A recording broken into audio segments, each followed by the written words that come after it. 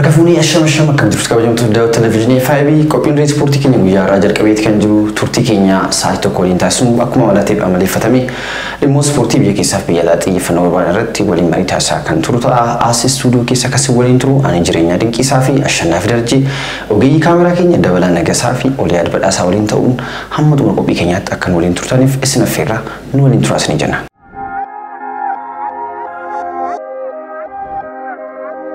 Rees ispoortii turtii sa'aatii tokkoof taasisuun dhimmoota filatamoo biyya keessaaf biyya alaa argan irratti marii taasisaa kan waliin turu ta'a.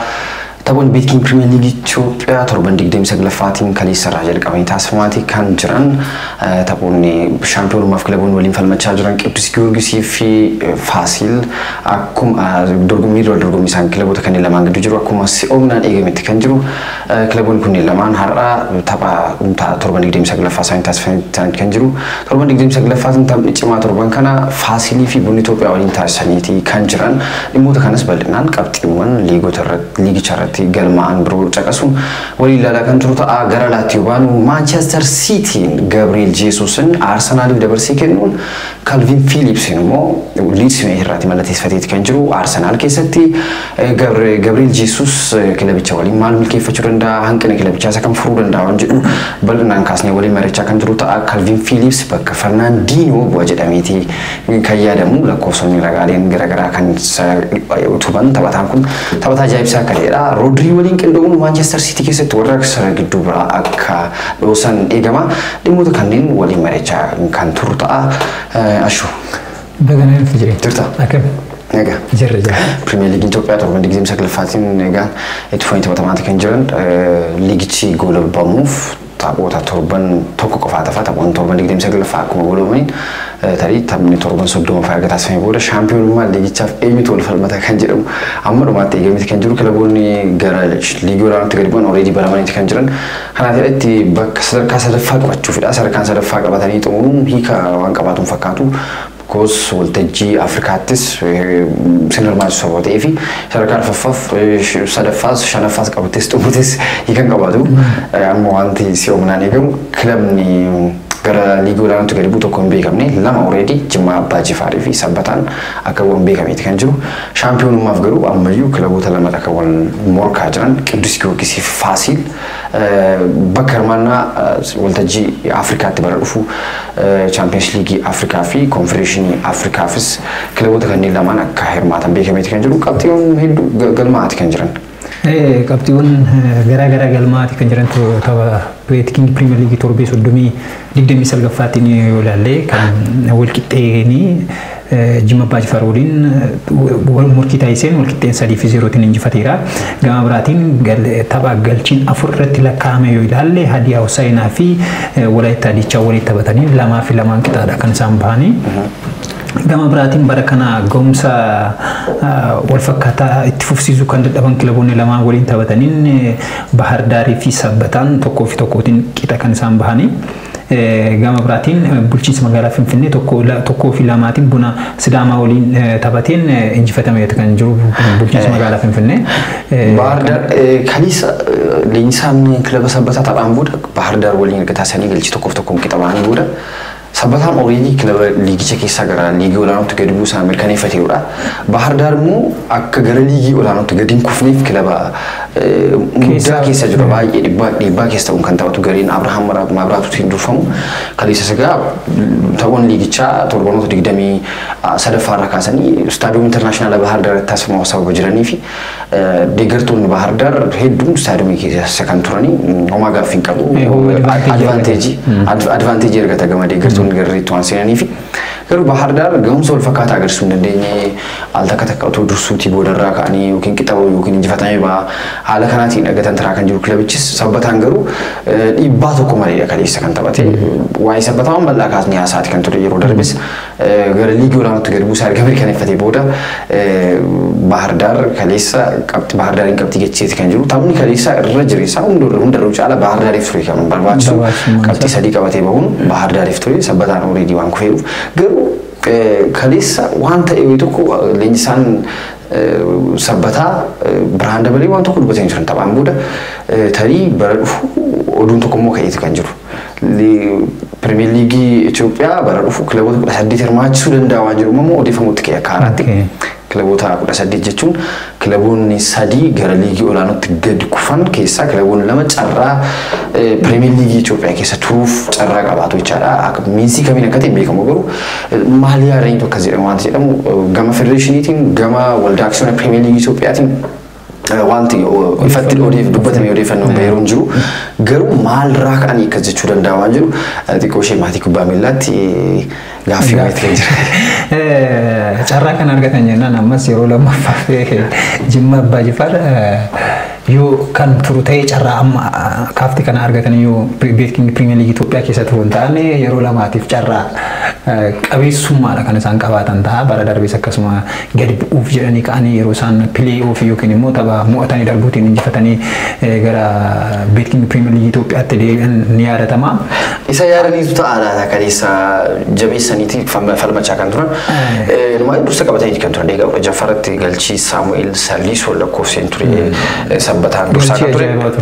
Boodarra boqonnaa totally akka gaariitti taphachaa turan boqonnaa dura jechuun danda'ama. Kilaba gara liigii olaanootti gadi buusaa mirkaneeffatu hin fakkaatu kaleessa jechaadha. Saamu'eel Saliisoon taphataa raayyaa ittisa biyyaa fi Maqalee Sabaa Indarsaa duraanii akka ture yaadatama taphataa ajaa'ibaati. Taphataan kun bara kana sabbataa keessatti dhuunfaadhaan taphattoonni ga'umsa isaaniitiin adda baasee dhuunfaadhaan jajjuu jiraate tarii Saamu'eel Saliisoo dureessaa shubbisaa fa'aa waliin qixatti taphataati jajjuu dandeessudha. Toofiq fa'aa. Abdulhafiq Toofiq fa'aa dabalatee jechaadha. Abdulhafiq Toofiq kaleessayyuu taphataan kun creativitiin isaa hamma midhaa ammayyuu taanaan bara dhufu homaa gaaffii qabu sabbataan liigii olaanoo keessatti gad bu'eeti kan jiru kilaboonni gurguddoo taphataa kana ari'atanii adamsanii akka mallattii fatamaa shakkii qabu. Waan ammumaan kaasanii waan ijarra buufatanii fakkaata. Ga'umsa olaanaadha ga'umsa Abdulhafiq. Ga'umsa walitti fufiinsa qabuutiin kan agarsiisu waan ta'eef taphataa akkasii kana yeroo kilabni gara gadiitti gadi bu'u taphatan tokko immoo beeking Premier League Itoophiyaa keessa taphachuudhaaf fedha kan qabu waan ta'eef carraa argate jennaan. Sarreeyyuu taphataa kana amma taphataa kana kilabni mallatteessifatee bara dhufu homaa gaaffii qabu. Sadarkaa olaanaatti kilaboota waancaaf wal morkata muraasaanii maqaa dhufteetanii Faasil momentamii kanaatiin kan fuutee bara dhufus waancaaf waan falmatu fakkaata. Bunni Itoophiyaas tarii bakka Abubakar Naasir taphataa isaaniif bu'uu barbaadatanii yoo argatan taphattoonni jiran jiru. Daandii Dabaaluqeen fa'aa ammas sara fuulduraa irratti Mikiyaas Makonnan fa'aa jiru. Tarii sara fuulduraa irratti Wiiliyaam Solomaan fa'aa sara fuulduraa irratti oopshinii biraa yoo argatan taphataa kwaalitii Abubakar Naasiriitiin taphataa qixa isaatti taphachuu danda'u bakka buufachuun ulfaatus tarii kilaboonni akka kanaa taphataa kana adamsanii qabachuu danda'u. Abdulhafiq Toofiq dubarraan jechaadha. Kubbaawwan gara fuulduraatti ani kadhee like ga'umsa ajaa'iba. Suuraa fiildaa nyaachuu fa'aadhaatti waan argitu Shimallis Baqqalee fa'aadhaatti waan argitu taphataan kun gara fuulduraattis ta'ee umuriin isaas ijoollee sababa ta'ee fi carraa kana caalaa bilchaachuu qaba Abdulhafiq Toofiq. Kaleessa kubbaawwan gara fuulduraatti fakkeenyaaf kubbaa Saamu'eel Saliisoon gara galchitti geeddarisuun ka'umsi ishee isa biraa turte. Kubbaa ajaa'iba tarii namoonni taphicha daawwatan tarii tapha kanaatiin sochii kaleessa gurbaan kun agarsiisaa ture toonni qisifatiin kan bira dabartu miti. Kana yaadatu alaata. Kaasanii sochii garaa agarsiisaa kan ture kanaan duras kaasaa turre taphataa kana faana wal qabsiifnee wantoonni kaafnee akkuma jirutti ta'ee taphataan kun dhugumaan Ragaa dirree ispoortii irratti kanaan dura qophii biraa irratti kaafnee ture taphataa kana waa'ee isaa maqaa isaa kaafnee waa'ee isaa baay'ee odeessin irraa ta'u malee ga'umsa itti fufaa ta'eetiin kan itti fufee jiru kana faana wal qabsiifnee wanta jennu kanamaati. Kilaba bulchiinsa magaalaa Finfinnees kilaba tarii gara liigii olaanaatti gadi bu'uuf watwaachaa akka jiru ta'een beekama. Kilabni kunis egaa Buna Sidaamaatiin injifatamee kan jiru galchii 2-1tiin kan nama ajaa'ibu.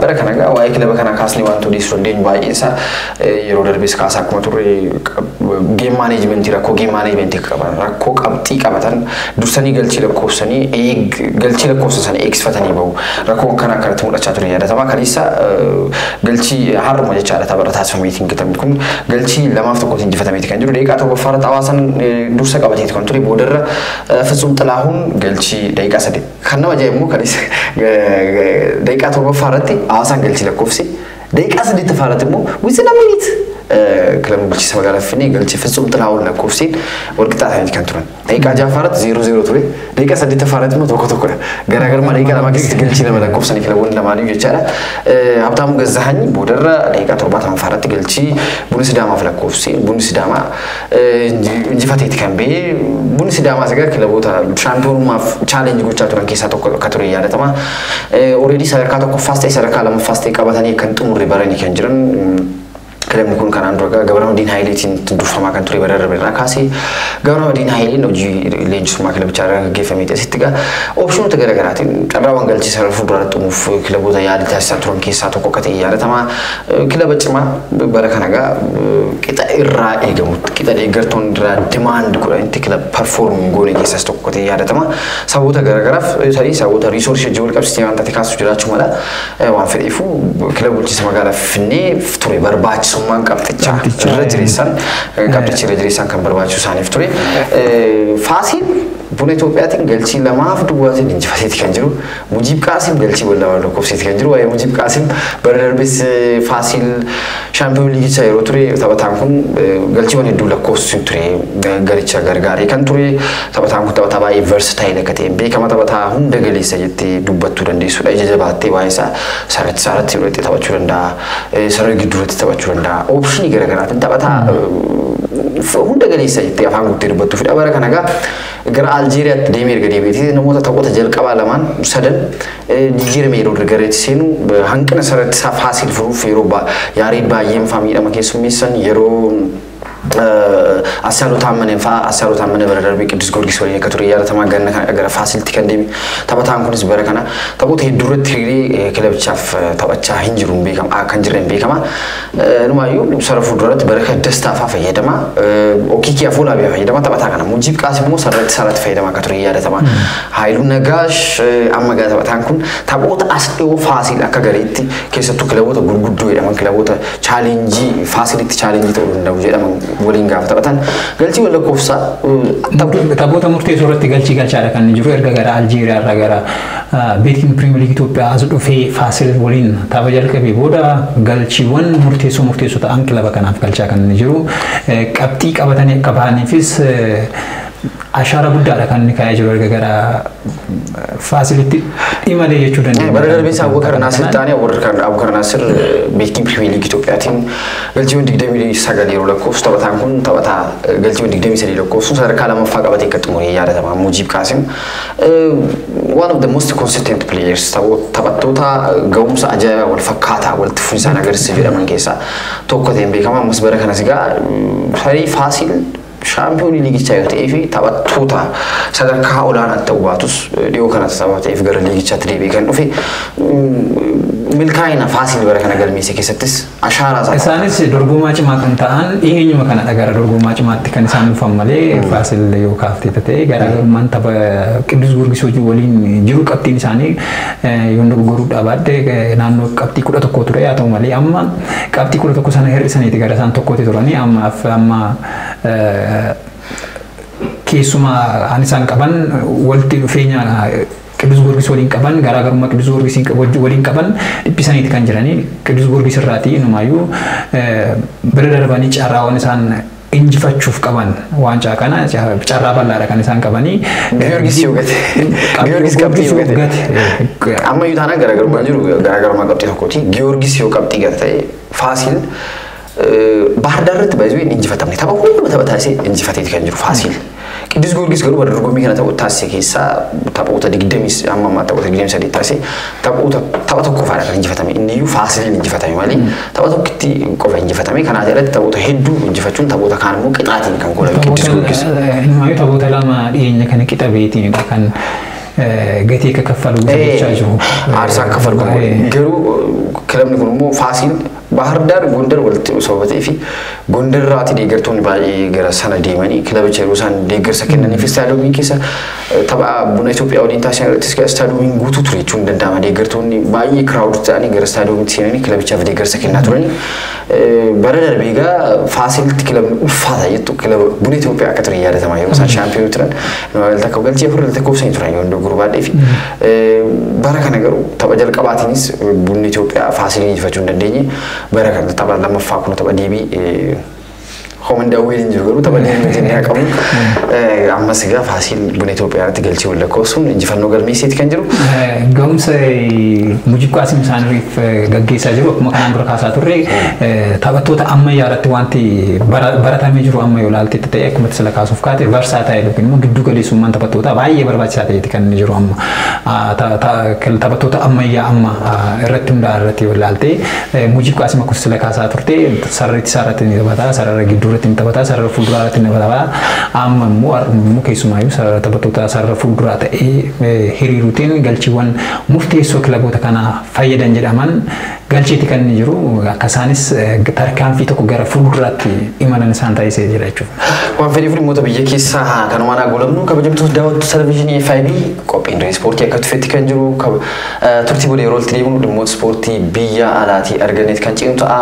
Arsenaal Gabriel Jesusitiin paawundii miiliyoona 45tiin Manchester City irratti mallatteeffateeti kan jiru. Manchester Cityin Erling Braut Haalanditiin Borussia Dortmund irratti mallatteeffachuu hojii wal qabate. Taphataan kun tarii carraa garreet seenee kilabichaaf filannoo jalqabaatiin hiruu waan maluuf Arsenaaliif gadhiisee dabarsee kennu dandeetti kan jiru. Bakka isaa maallaqa taphataa kana ittiin gurguranii Arsenaalitti gurguranii argatanii bifa fakkaatu immoo guyyaadhuma wal fakkaataatti Calvin Phillipsitiin Leeds United irratti Manchester Cityin mallatteeffatee kan jiru. Dhimmoota kanneen lamaan bal'inaa irratti mari'achaa kan turu ta'a. Nu waliin turaas ni jenna.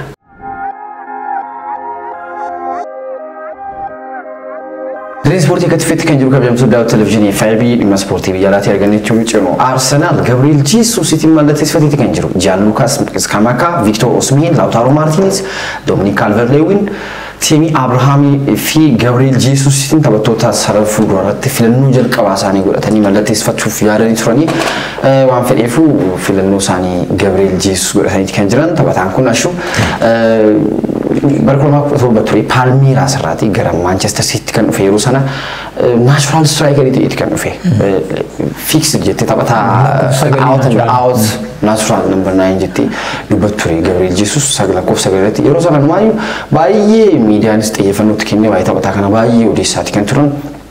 Technically he was very gifted jettee taphataa dubbachuu dandeessu. Taphataa kennaa ajaa'ibaa qabudha. Taphataa Pep Guardiola barbaadu typical Pep Guardiola barbaadu jettee dubbattu ture.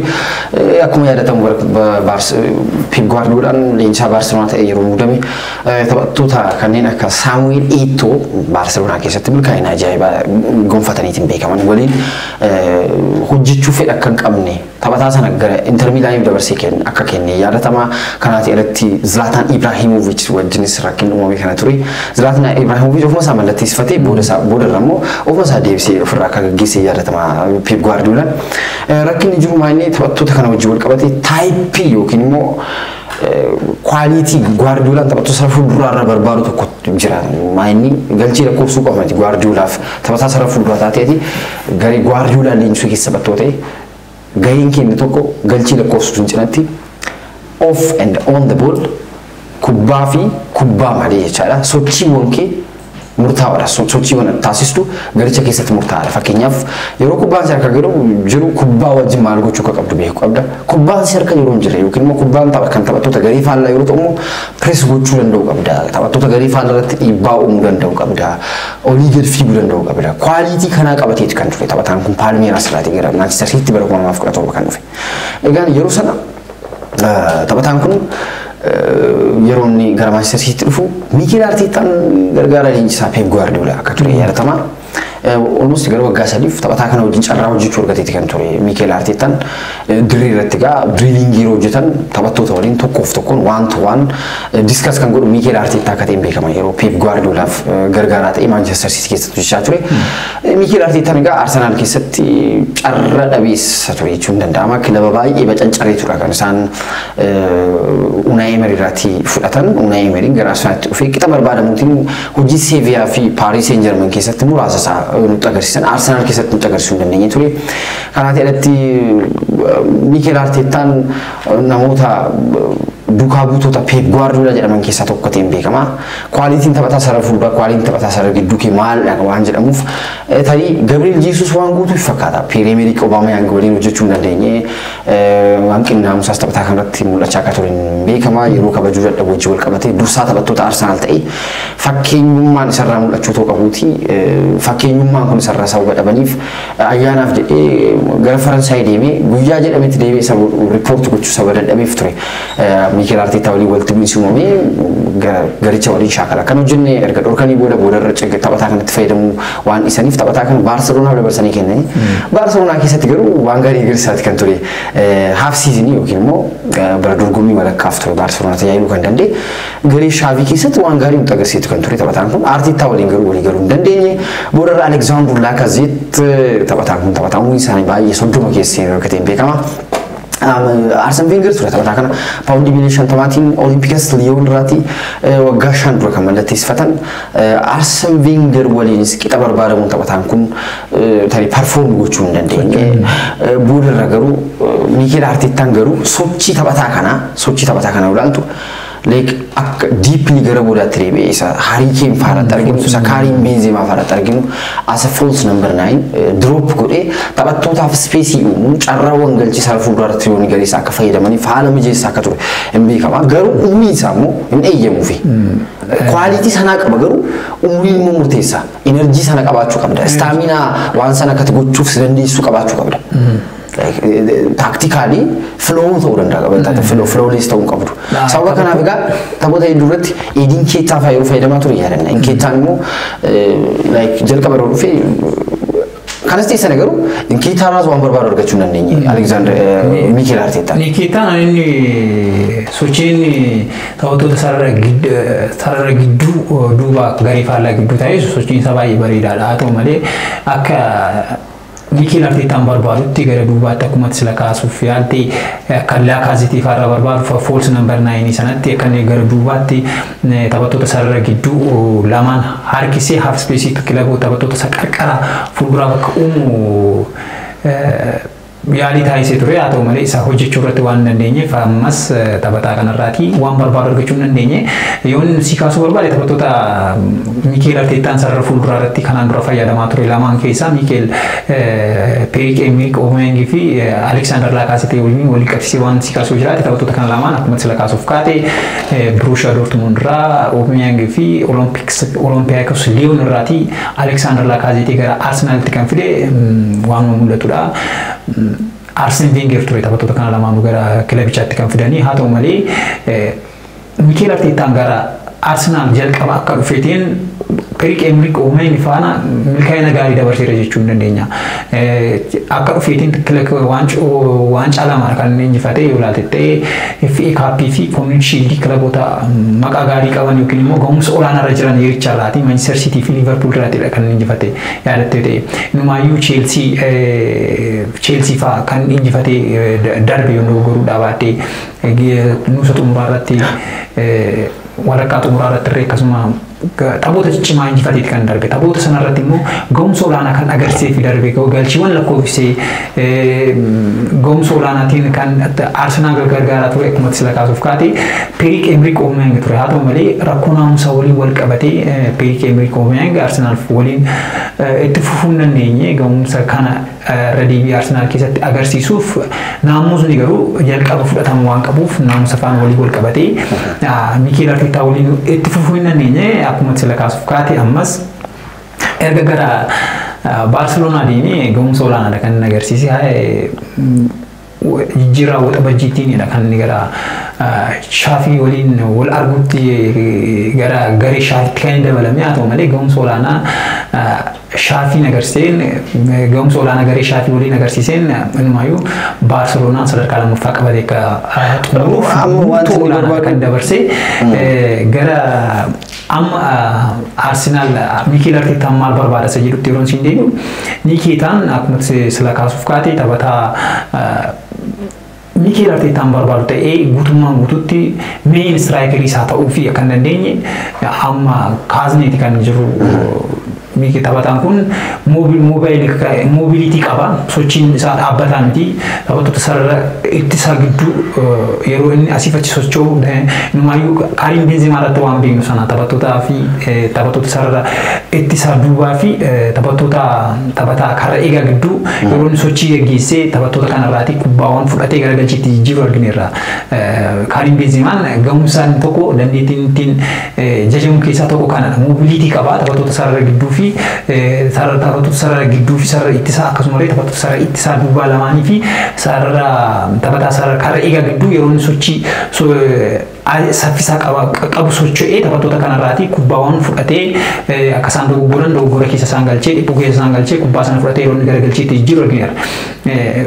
Kwalitiin edinii keessaan qabu inni tokko inni biraan kana ture kan qabu sochii gidduu amma wanti dubbatamu waa'ee Arsenal wajjin qabsitii yeroo baay'ee wanti ka'umaani bara kana Alexander Lacazette ta'e Edin Keetaanis ta'e yeroo ta'e tokkotti taphataa murteessaa Arsenal ta'e mul'atu malee walitti fuffisaan deddeebiidhaan taphoota garaagaraa irratti Arsenaliif galchiiwwan lakkoofsuu malee jechaadha. Edin Keetaanis garuu taphataa amansiisaa reliable ta'e waggaa guutuutti fayyadamtu.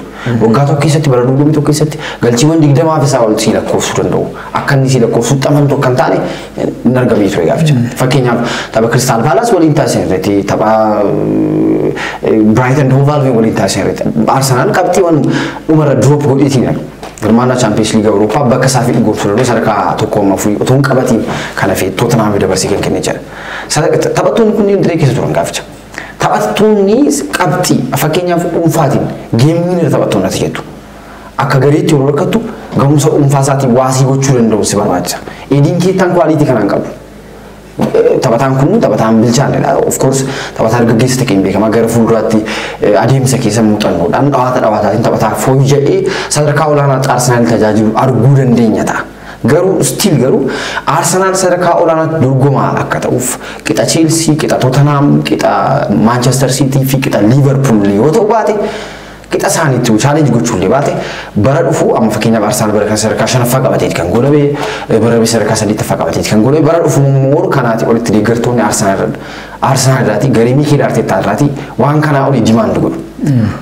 Sadarkaa arfaffaas almost secure godhanii turan. Anumaa yoo taphattoota naannoo waliin taasisan sana ta'u injifateera ta'e sadarkaa arfaffaa qabatee akka xumuru mirkaneeffatu ture. Arsenal hirmaana waltajjii Awurooppaatti taphoota Champions League Awurooppaa dabalatee erga hirmaana Champions League Awurooppaa fagaatee waggoonni 5 lakkaa'amaniiti kan jiran erga Arsene Wenger bara dhumaarra. 2015. Erga City faana taphatanii gara Champions League hirmaana Champions League itti deebi'e. Waggaa 5 booda Arsenal Mikel Artetaatiin durfamaa isa waggoottan 5 darbaniif abjuuchaa turan sana argatan wayita jedhametti Arsenal dhumarratti filiik ta'ee yeroo mucaate immoo sadarkaa 5ffaa qabatee xumure immoo argine. Still mentalitiin kilaboota gurguddoo injifachuu danda'u Arsenal ammayyuu hin qabu jedhama. Miilaan Tottenhamidha kan isa injifate tokko. Kilaboota gurguddoo jedhaman kilaboota Big Six jedhamu traditional Big Six amma garuu traditional Big Six na feera kilaboota gurguddoo ja'a waan jedhamu hafee gara Premier Leaguein baay'ee the most challengeful liigii ka ta'een beekama. The toughest liigii ka ta'een beekama. So amma kilaboota gurguddoo jaarraati gara kilaboota gurguddoo 8tti dhufeera. Wolverhampton project qaba. Wolverhampton jaatti amma jaa 8tti. Inumaayyuu kilaboota gurguddoo 20. Dura bara namoota jalqabaa inumaayyuu kilaboota 3 kilaboota fageenyatti kilaboota kan gatanii kan badan. Amma garuu hirmaannaa Champions League Awurooppaaf kilaboonni Ingiliz sadarkaa tokkotti amma afuritti qabatan xumura waan barbaadaniif booda kilaboota 4 jedhamanii umarra immoo kilaboota 6 ta'anii Leicester City wayii tokkotti makamee jiran. Amma immoo West Ham faas dhufanii Wolverhampton Wanderers faas kilaboota challenging ta'anii erga mul'atanii asitti. Kilaboota waancaa mul'ataniiru sana. Kilaboota kana waliin Arsenal still rakkataa jedhama. Kilaboota kana waliin injifattee qabxiiwwan qabattee qabaatuuf dirqama wanti barbaachisu maala taphattoota winning mentality qaban akkanaa funaannachuu qabda. Amma Gabriel Jesus gara Arsenal akka dhufuuf namoonni shoora isaanii olaanaa kan taphatan kan jedhamu Edu Gaspari fi Mikel Arteta ofii isaanii. Amma Arsenal filannoo biraaf taphattoota sarara fuulduraatti mallatteessituuf qabatee kaawwate keessaa tokko Gianluca Scamacca tokko kateen beekama taphataa lammii Xaaliyaan kan dura PSV Eindhoven keessatti beeknu boodarra amma yeroo ammaa kanatti Sassuolof kan taphatu. Bara kana Sassuolof dorgommii hundaan galchii 18 lakkoofsus taphataa danda'edha. XG isaa tapha tokko irratti 0.52 galchii 0.52 lakkoofsa. Yoo xinnaatti tapha lama irratti galchii tokko taphataa lakkoofsuu danda'udha. Kana jechuun bara dorgommii tokko keessatti taphataa kanaati galchiiwwan 18 argachuu dandeessa. Yoo taphataa akka kanaa bara dorgommii tokko keessatti galchiiwwan 18 sii lakkoofsuu danda'u yoo qabaatte immoo at least sadarkaa olaanaatti challenge gochuu dandeessa. Jaan Lukas Kamaka kaawwatanii kan turan kanaati irratti Dominic Calvert-Lewin Everton irraati filannoo taphataan kun immoo taphataa baay'ee carraa dhabeessa ture jechuun danda'ama. Bara dorgommii dabarsine kanaatiin taphataan kun miidhamaatiin yeroo dheeraa kan dabarse Dominic Calvert-Lewin taphataa kana immoo maallaqa olaanaa baastee mallatteessuun riiskii fudhachuu ta'a. He's not fit physically taphataan kun fit miti. Taphataa gahumsi qaamaa isaa gaarii hin taanedha. Seenaa miidhamaa qaba. Irra deddeebiitiin seenaa miidhamu qaba. Bara kanallee daqiiqaa 1,265 qofaadha Premier League taphachuu kan danda'u taphataan kun jecha. Calvert-Lewin bara Carlo Ancelotti qofaadha kan inni sirriitti ifatti inni season half season ture numtiyyuu seasonii boodarra filii godhe. Amajjii jalqabaatiin amajjiitiin azzaran taphoota 18 19 lakkas 20 jalqabaa jiran irratti gahumsa olaanaa ture kan sana booda garuu nama keessummeessan ammas gahumsa sana itti fufsiisuu hin dandeenye.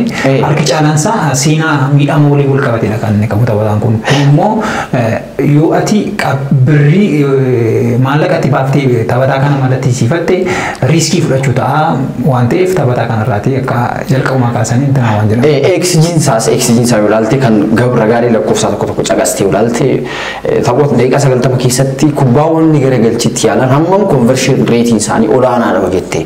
Kan Gabriel Jesus fa'aa wal qabsiiste kan Jaan Lukas Kamaka fa'aa wal qabsiiste yoo ilaalte baay'ee by far taphattoonni kun sarrafuu yoodha. Teemii Abrahaamidha tokko taphattoonni Mikel Arteetaan fa'aa akka kaadhimamtootaatti. Taphattoota Arsenaalii mallatteessine kan keessaa tokko Teemii Abrahaam ture taphataan kun Roomaatti kan argamu Chelsea ture. Bara darbeeyyuu Chelsea taphataa kana Chelsea irraa mallatteessifachuuf yaalii taasisanii kan turan garuu Alexander Lacazette payroll isaaniitii offload gochuu sababa hin dandeenyeef taphataa kanaaf miindaa olaanaa kaffalaa taphataa shaayii ta'e kutuuf takka gosa Biraammoo fiddee iskwaadiitti makuun hin taphachiiftu ta'e ittiin fayyadamtu ta'e taphataa waan miisutu seenaa miistuu Ozil waliin wal qabatee kaasudha. Arsenaal keessatti miindaa olaanaa kaffalamaa fi dirree keessa seenee kilabichaaf yeroo hin dirree taphatuun argitu. So Alexander Lacazette miindaa olaanaa kaffalaa fi Pierre-Emerick Aubameyangif miindaa olaanaa kaffalaa fi taphataa sadaffaa biraa sarara fuulduraa irratti oopshinii biraa fiddee teessoo jirra kaa'uun kutaa uffannaa kee jeequu sababa danda'uuf taphataa kana Roomaan dursee Arsenaal dursee mallatteessifate. Taphataan kun immoo silaas tiipikaalii taphataa Mikel Arteetaan barbaadu jettee maqaan ibsee dubbattu miti. Fakkeenyaaf mooruuf taphataan kun taphataa liinkaap pilee jaalatu miti. Naannoo saanduqa peenaalitiitti taphataa baay'ee riijii ta'e naannoo sanatti staatik ta'e turuudha. Kubbaawwan qilleensa irra fageenya irraati ergamanii fi akka ajaa'ibaatti itti fayyadamuuf taphataa danda'uudha. Kubbaawwan dhedheeroo isaa gargaaran. Kubbaawwan dhedheeroo fayyadamuu irratti offside trap jalaatiin miliqee ba'u taphataa baay'ee cimaa ta'e akka ta'e beekama. Arteetaan garuu kan isaan barbaadan taphataa liinkaappis tiimoorkii irratti hojii gaarii irratti taphataa gaarii ta'edha kan isaan barbaadan. Amma garuu wanti jedhamu wanti isaan tinqeeqaman tokko kanaa ta'edha Victor Osimhenis taphataa Naapooliis kanas barbaadanii kan turan. Lautaro Martinez illee barbaadanii kan turan garuu garee ijaaruuf immoo tarii taphataa umuriidhaanis dargaggeessa ta'e wayyaa fi kanaa ta'etti immoo Gabriel Jesus yoo ilaale kanaan duras taphataa kana wajjin hojjetee waan beekuuf taphataan kun immoo amma Edu Gaspar teeknikaal daayirektarii Arsenaal tun ta'in dura garee biyyaalessaa Biraazil keessatti TTF jeneraal koordineetarii akka ta'een beekama. Bara 2016 taphataan kun garee biyyaalessaa Biraaziliif taphachuu deemu Edu Gaspar taphataa kana hin beeku teeknikaal daayirektarii Arsenaal jechaadha. So easily taphataa kana amansiisanii gara Arsenaalitti fiduuf hin rakkanne jechaadha. Kanaa ta'etti wajjin hojjetanii beeku uumaa gaaffii qabu gargaara leenjisaa Manchester City yeroo ture Mikel Arteetaan taphataa kana wajjin hojjetee beeka. Amma Michael Cox maal jedha barreessaan The Athletic waa'ee taphataa kana dubbatu. Taphataan kun irra jireessa bara kana bu'a qabeessummaan taphataa kana dhibbeentaan 51 qarqara irraati waayidlii ka'ee gara keessaatti yoo seenudha. Fakkeenyaaf Guardiolaan bara kana taphataa kana taphoota 20 walitti fayyadameera dorgommiiwwan gara garaa irratti. Premier Leagueetiin bara kana galchiiwwan 7 lakkoofsiiti kan ture galchii 4 kan lakkoofse Norwich City irrattidha. Norwich City irratti galchiiwwan 3 hafan taphoota kana irratti kan lakkoofse. Dorgommii birootis maal jedha. Kubbaawwan 4 immoo yeroo gariisaa mijeessee kenneeti kan jiru. Taphataan kun baay'ee taphataa moobaayil ta'edha. Guardiolaan maal jedha fakkeenyaaf waa'ee taphataa kana akkas yeroo dubbatu taphataan kun sararraa ka'ee gara keessaatti deemee yeroo taphatudha malee waayidlii taphataa taargeet maanii yookiin immoo sarara fuulduraarra dhaabatee galchiiwwan lakkoofsu mitiidha. Gama kanaatiin Ferran Torres naa wayyaayuutidha. Ferran Torres amma Baarselonaatti kan argamu. Seeviyaa keessa akka ture yaadatama taphataan.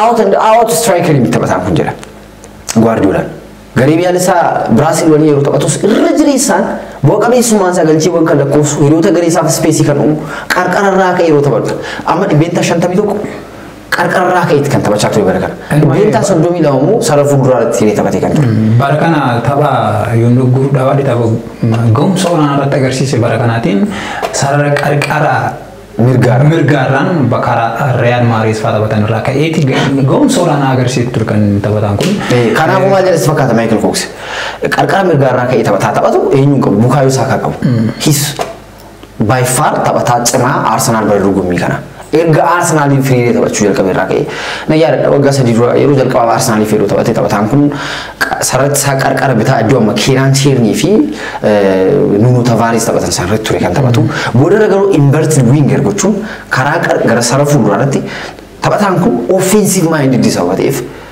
ittisurreyu rajresan galchi wala ko surat ba e cima sawate if kara qarqara mirgarat gisi Mikel Arteta rade debit in fayda ma kajru anwayu Nicolas Pepe paundi mili sadet tamatin tabata kana malatis fatani bukayo saka tabata academy la fetin bakasa secure gode rade debit mi dama kesu mesin midama mankesu mesniti kana tele tabota domestic capitan e FA Cup League Cup Carabao Cup faranti en fayda ma yuto ubate tele Premier League ti tabota ረት ቀብጢ በርባዳ እንደ tabota ሙፍቲ ሱረቲ ኒኮላስ ፔፔ ረውጭ አላ ቡካዮ ሳካቲነ ከፍለተን ሚከራት ይጣል tabatan kun mu bayfar tabata ajaibat bakkasa sanati tabata ajaibat ma gafin kab Gabriel Jesus garu tabata bakkasan ratti rajrisan yo perform Guardiola niskan ragabo fi otonni juruti Ferran Torres tin sarafu durat fayda ma kanto kanati et saragi durotmo deeply Emily Smith Rowe sta o Martin Odegaard sero sanaka ajaibat perform goran argeta kanati et mi amni tahammatu maje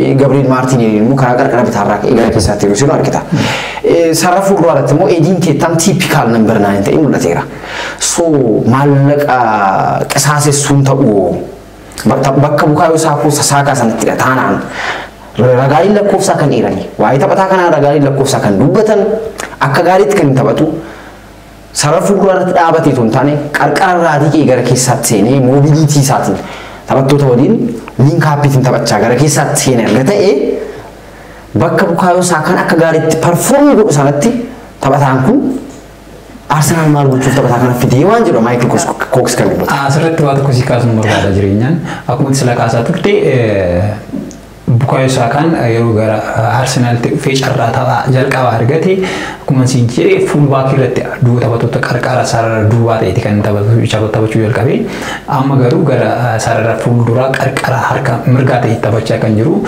numaayyuu yoo laatee ta'e Arsenal keessatti qarqara harka bitaas taphataan kun yeroo taphatu argineera versatile taphataan kunis haa ta'u malee akka sa'aata amma kaafteef Gabriel Jesus versatile beekamaadha akkuma sila kaasaa turte Palmira keessatti kan taphachaa ture taphataan kun taphataa sarara fuuldura ta'eeti akkasuma immoo Manchester City keessatti taphoota waggoottan arfan darban yoo gurguruu dhaabadee kan taphachaa ture taphattoota sarara fuuldura ta'ee yeroo Sergio Aguero faatiin jijjiiramee galaa ture irra sana malee bara kana akkuma sila kaasuuf yaalte taphataa qarqara sarara fuuldura karaa harka mirgaa ta'ee ragaa lakkoofsa olaanaa ta'ee persentii akkuma sila kaasaa turte 51tiin achirraa ka'eeti ga'umsa olaanaa kan agarsiise taphataan kun karaa harka mirgaatiin ergan tokkootiin link happy taphattoota garee faana uumee taphattoota saree gara gidduu faana uumee gara link hapitiin gara fuulduratti deemaa arga ta'ee taphataan kun mallaqa qisaasisuun ta'uusa jedhuuf Arsenal bara kana false number 9 fayyadamu akka barbaadu Omega fin qabu taphataan kun anni barbaadee fi erga Alexander Lacazette klaba kana gadhiisee booda bakka taphataa kana buusuufidha kan isaan yoo tikaafete Cox kan dubbatu maanis fakkaata Cox Athletic irratti baay'ee analyst kan beekama inni kan dubbatu bakki Gabriel Jesus akka gaariitti perform godhu bakka Bukayo Sakaatti taphatu sanadha sarafu durat striking irratti ta'e Manchester City keessatti yoo garee biyya isaa Biraaziliif seeroo taphatu iddoo sanatti ragaaleen lakkoofsa taphataan kun akka gaariitti perform yoo godhu isan deeggaranii fakkeenyaaf timing eeggate bakkatti carraawwan galchii rooman kubbaawwan gara keessatti cross yeroo godhaman bakka isaa eeggate wayitatti kubbaan cross godhamu sanatti bakka sanatti argamu irratti amala striking hin qabu like saanduqa finaalii keessa taphataa kubbaa suufii dhaqee foonii fuudhee dhaqee bira ga'u miti. Taphataa dhaqee kubbaawwan eeriyaal boolitan hojjaan isaa meetira tokko saantimeetira 75 akka ta'een beekama. Kubbaawwan qilleensa ergaman irrattis that match is not good. Sarara fuulduraa taphataan quality full package ati jettu miti. Taphataan kun carraawwan galchii kan inni uumuu irra jireessaan galchiiwwan kan argatu waayidii qarqararraa yeroo ka'udha. Guardiolaanis kana dubbata, Kooksis kana dubbata, ragaaleen lakkoofsaas kan deeggaran waa'ee kana taphataa kana isa kanadha. Kanaafuu tarii Arsenaal akkaataa kamiin Arteetaan bara kana sirriidha akkuma sirra kaasuuf kaate bara kana sarara qarqara harka mirgaaraatiin ka'eet kan taphate taphoota caalmaa qaban akkuma bara kana kaasaa turre Pep Guardiolaan ragaalee lakkoofsaa waggoottan arfan dabranii fudhateeti. Dhibbeentaa 51 akkaataa gaariitti ka'ee taphachuu kan danda'u karaa qarqara mirgaarraa yeroo ka'u akka gaariitti taphatee agarsiisa Manchester City keessatti. Sarara fuulduraa striker out striker yookiin immoo lakkoofsa irratti gaafa taphatu dhibbeentaa 32 qofaadha. Ragaaleen lakkoofsaa taphataan kun sochii gaarii agarsiisan kan sadii garan. Kanaaf irratti gara guuraattis deebi'ee inumaayyuu al takka takkammoo bakka Bernardo Silvaan fa'aa taphatan sanatti karaa qarqara mirgaaraan sargii duratti yeroo taphatu agarsiisaa turan waan fe'uuf yeroon keenya dhumaa waan jiruufi waa'ee Calvin Phillips itti fufnaa. Kabajamtuuf daawwattoota televezyiinii Faayibii turtii booda yeroo deebinu Calvin Phillips Leeds United irraatii gara Manchester Citytti makameeti kan jiru. Fernandinho bakka bu'amu bakka hin bu'u. Ragaaleen lakkoofsaa waa'ee taphataa kana waan jedhu Leeds United keessatti taphataan kun akkamitti beekama ture kan jedhu bal'inaan kaasnee waliin kan laallu ta'a. Nu waliin turaa isin jenna.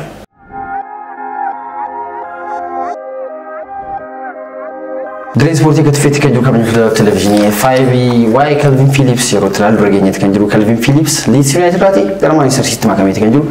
Taphataan kun garee Marcelo Bielsa keessatti kan beekamu waggaa 7 dura garee Leeds United ol guddattoota Leeds United keessa yeroo ture Neil Redfearn waa'ee taphataa kana dubbatan maal jedhu taphataan kun yeroo sanarraa kaasee taphataa baay'ee versatile ta'edha yeroo sana gidduutti waa'ee kan nuti beeknu jedhu box to box taphataa More amala lakkoofsa 8 qabu. Amala lakkoofsa 8 qabu. Wajji wal qabsanii kan kaasan fakkeenyaaf Neil Redfearn yeroo sana leenjisaa ol guddattoota Leeds United kan ture yeroo ammaa kanatti leenjisaa garii dubartoota Sheffield United akka leenjisaa jiran beekama leenjisaan kun. Bielsaan toon dhufiin dura taphataa kana sararaas lakkoofsa 8 irratti ture fayyadamaa kanan ture jedhanii dubbatu yeroo waa'ee taphataa kana dubbatan. Bielsaan garuu yeroo dhufan taphataa kana Leeds United keessatti championship irraati kaasanii gara Premier League erga ol guddatanii as a defensive midfielder yookiin immoo deep line playmaker itti gidduu taphattoota sarara ittisaafaatti godhanii akka playmaker itti kubbaa eeyameelii irraa karee Leeds United irraa fuudhee gara fuulduraatti kubbaa qabatee teeknikaalii gara fuulduraatti deemuus rakkatu offensively lakkoofsoon isaa gaariidha. Kubbaawwan Leeds United galchiiwwan Leeds United lakkoofsuuf assist gochuun illee baate taphataa assist godheef kubbaa dabarsee kan kennus akka ta'een beekama. Nama sadaffaa ta'e akka ta'een beekama yeroo kaasan mul'ata. Garuu Manchester City bara kana Fernandinho akka dhabeen beekama. Fernandinho turtii waggaa 9 boodadha Manchester City kan gadhiisee taphataan kun taphataa ganna 37 ji'a Mee darbe umriin isaa 37 guutuu taphataa leenjii Biraasiil. Fernandinho isa kanaan dura yeroo shaakata Dunis irraatii gara Manchester Citytti dhufe akka mobiliitii gaarii qabu dirree keessa asii achi jedhee akka ajaa'ibaatti fiigee Manchester Cityf blue collar jedhu namoonni tokko blue collar jechuun taphataa hojjetaa cimaa taphataa baay'ee industrious ta'e taphataa dirree keessa deeqaa 90 guutuu waan qabaasee kennuuf hin nuffine Guardiola dura Manuel Pellegriniif taphateera taphataan kun taphataa Manuel Pellegrinis wanta Premier League tokko injifatee ture dursaa taphattoota Manchester Citytti akka turen beekama taphataan kun leadership quality isaa dirreetti gaarii akka ta'een beekama more of waa'ee taphataa kanaa kan dubbannu bara waggoottan as dhiyoo taasiseeratti taphoota taasiseeratti jechaadha bara dorgommii isaa magaalame kanaatiin walumaa galatti taphoota 10 qofaadha filannoo jalqabaatiin Premier League irratti hiree kan taphate kanaatii alatti taphoota isa dura immoo taphoota 12 irratti hiree taphatee kan ture bara dorgommii 2019 jechaadha erga Rodri Atletico Madrid irratti dhufeetti taphataan kun irra deebiitiin yeroo inni ture argine sababni isaa umrii isaa deemeera waan ta'eef barbaachisu isuma sana isii kaasaa ture Rodriin taphoota bara dorgommii isaa magaalame kana taphoota 33 irratti kan taphate bara dorgommii isaa 31 isa dura immoo bara jalqaba dhufee immoo taphoota 31 irratti hireetti kan taphate ture Rodriin jechaadha quality Rodri maal yoo ta'e quality Sergio Busquets fa'aatti argisudha like kubbaa Xabi Alonso Real Madrid keessa yeroo ture garee biyya Spain fi taphachaa ture kanaaf Bayern Munich keessatti beekamu Xabi Alonso Liverpool keessattis argineera taphataa ajaa'ibaa kana quality wan san kana duubarraan otoo olii gadi fiigii moobiliitii gaariin qabaatiin zoonii mataa ofii keessa ta'anii kubbaawwan kaawuntar attaakiitiin taphattoonni garee faallaa qabatanii dhufan taphattoota sarratti isaaf gulgaa kennuun irratti irra jireessaan sirriitti xiyyeeffachuun pileemee gochuu akka ta'e beekama taphataan kun jechaadha.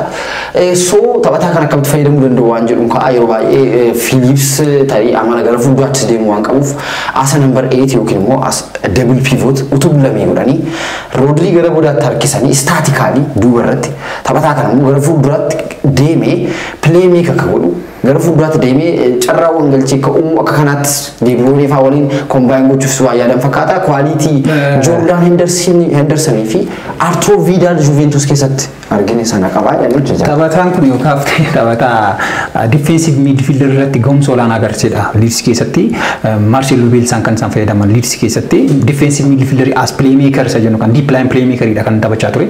Taphattoota Premier League keessaa amma yoo maqaa dhoofte defensive midfielder gahumsa olaanaa irratti Premier League keessaa naawwam yoo jette taphataan ati jalqaba waamtu warra jalqabarratti waamtu keessaa garee biyyoolessaa Ingiliz keessatti mirgana darbe Euro 2020 tiin hamma xumuraatti yeroo garee biyyoolessaa Ingiliz imale shoorri taphataa kana olaanaa ture. Irra deddeebiitiin filannootiin Declan Rice waliin filannoo jalqabaatiin fiigaa ture. Premier League keessaa kanatti maqaa isaanii waamtu yoo jiraate Declan Rice fi akkuma sila kaasne Rodrigo fi Calvin Phillips gahumsa olaanaa irratti kan argaman defensive midfielder irratti yookiin immoo deep line playmaker irratti. Taphattoota kanneen lamaan siitiin arganeera. Taphattoota kanneen lamaan. Faabiinii walis jira garuu Thiagoon jira gamaa. Sirriidha isaan jiru. Taphattoonni kun lamaan immoo maqaa olaanaatiin maqaa tarree olaanaa irratti isaan waamtan keessa waamtu kana keessaati immoo Manchester Cityidha kan qabu. Taphataan kun akkuma gahumsa isaa sila kaasuuf yoo kaafne mucucaa yoo isa bu'an taakilii isa jennu kanarratti otoo taphataa irratti balaa hin uumiin kubbaa yeroo inni injifatu argineerra. Kana qofaas hin taane immoo gara fuulduraatti xiqqoo siqee yeroo inni kubbaawwan babbareedoo district godhan argineerra waan ta'eef taphataan kun garii Pep Guardiola keessatti akkamittiin fayyadama isa jedhamu Pep Guardiolaadha beekamaadha. Pep Guardiolaan yookiin akka lakkoofsa 8 haa ta'e akkuma lakkoofsa 6 taphataa kana fayyadamuuf homaa irra kata jedhee yaadu.